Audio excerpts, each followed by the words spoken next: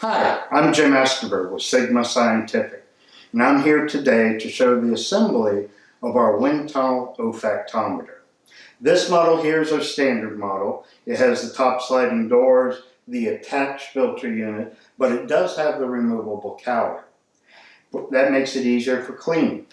First thing we need to do is unpack whatever has been packed inside the wind tunnel.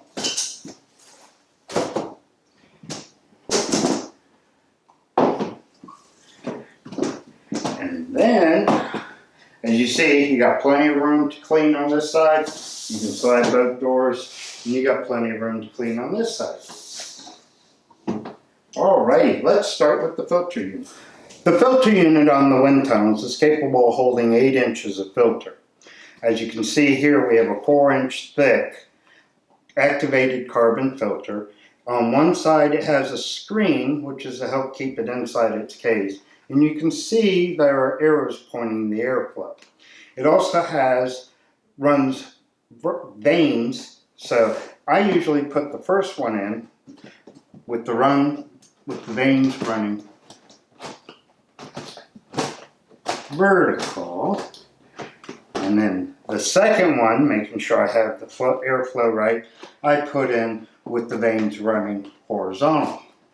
It's a tight fit, but we need it to be a tight fit so no air leaks around. And now we've loaded our filters and we're ready to go to the front end so we can hook up our blowers. As I said previously, this model does have a removable cowling. Basically, we reverse the cowling for shipping purposes to keep the length of the wind tunnel shorter. It's held on by 4 tie wraps, so you'll need some type of cutters to be able to come in and remove the tie wraps.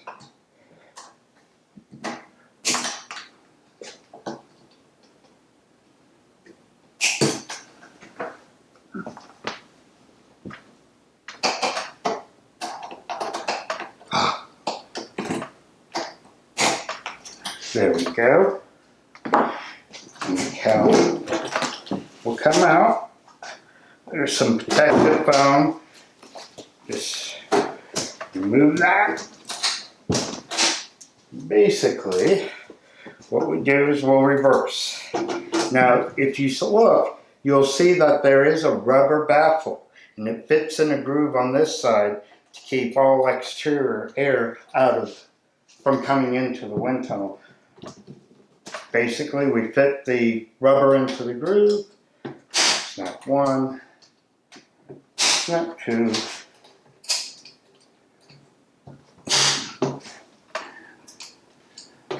and 3. The cowling does have a flow control, so we're going to start it off in the fully open position. Next, we need to attach our blower and our tubing to the cowling. Unpacking some of the other boxes, we'll find our blower unit with its long control cable. And also the controller, and there is the power supply. The power supply is good from 100 to 240 volts, either 50 or 60 hertz. European, you'll have to get a plug adapter, but it will work on any current. And this is our controller. We'll hook that up in a second. First though, we have our flex hose. Now, flex hose does have a 6-inch to 4-inch adapter because we're using a 4-inch blower, but we always want to have as big an exit port on the wind tunnel as possible. Okay, once we get a couple of the wire rings onto the cowling, we tighten up the hose clamp to lock it into place. Phillips screwdriver is required, or nut driver. Once we clamp this, we are ready to go to the blower end. The flex hose coming off the cowling comes out to 8 feet. This separates the vibrations from the blower motor to the actual wind tunnel. Basically, we have a long control cable that goes into the bottom of our pulse width modulator, and then our AC to DC adapter, which plugs in the bottom of our controller. And that we plug into our power outlet. The cowling slips over here, and we want to seal this on. Basically, you can use duct tape, aluminum tape. For convenience, I'm just going to use blue painter's tape. We want to get a seal so the blower is not being able to suck air from the room, only through the filters.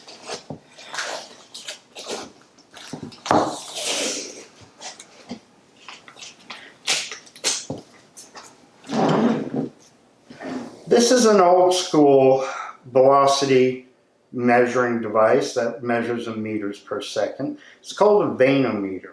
And it's one of my favorite because it can measure very, very slight breezes. It does have a leveling bubble on top that you want to make sure that it is level.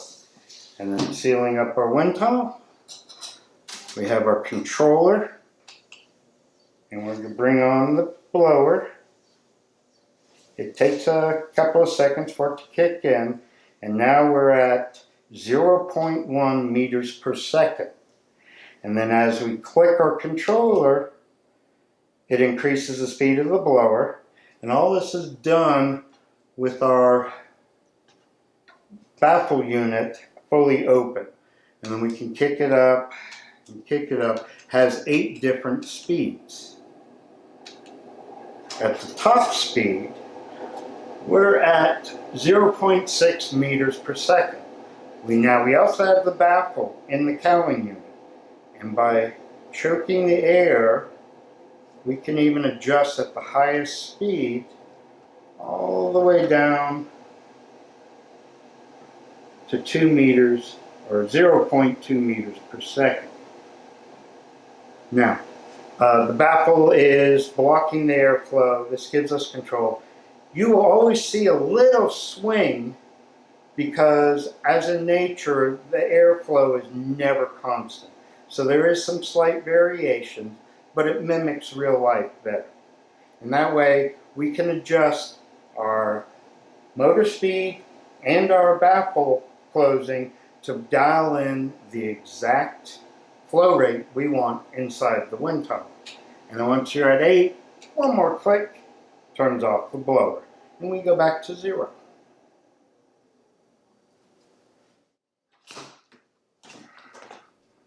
Releasing your subjects in the wind tunnel, there's multiple ways to do that. One is to knock down your subjects, put them in the wind tunnel, seal it up, start the airflow. As they come to, they acclimate, and then you can start your experiments. The other is a good old Haagen-Dazs cup with the screen top, and we've added a little loop to that screen top. And this allows us to have a hook that grabs. So we have a bulkhead, and then we have a tube that fits in so none of your subjects can escape through that bulkhead. And then when we come over here, one thing you got to do is you got to be very careful to keep the lid on as loosely as possible, but your subjects can escape. And then you could come in, grab the unit, and remove it, allowing your subjects to flow into the wind tunnel. And then, as simple as that. Our standard wind tunnel comes with 3 ports for introducing your odor into the wind tunnel. You also get a set of 7 odor introduction tubes. You get 2 that reach 3/4 of the way down the tube, 3 that reach halfway in your wind tunnel, and 2 that are about 1/4. And basically, these come in and they plug into the bulkhead.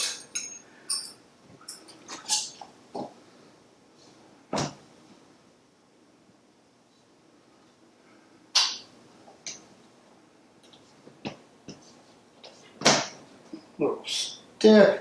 And once we get that, all right, now we have 3 at the halfway point. Or we could have one at the halfway, one at the quarter, one at the 3/4, any combination you like. What I usually do is if I'm only testing one odor, I'll do it to the outside and put clean air through the other two to help kind of keep it as separate from diffusing to the whole tunnel as far as possible. Next thing we have to do is get our air and our odor into the wind tunnel. To get the odored air into the wind tunnel, we need a CAD unit. This is a specific one, 3 ports with very slow flow meters. They only do 0.347 per second at their high end. Basically, what we want to do is start with like an attractant. So we need some type of chamber. It could be an inline chamber, a sealed chamber like this, and we want to put our attractant into the chamber, and then we're going to hook it to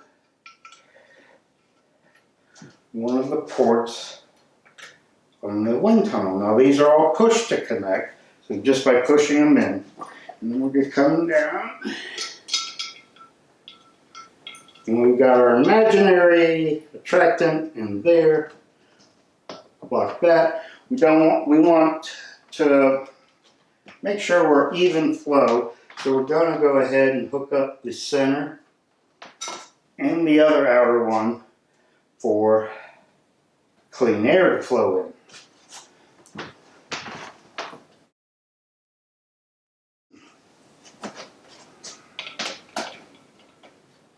Alright, now you will receive a chart depending on the flow meters and the inside diameter of the odor inlet tubes.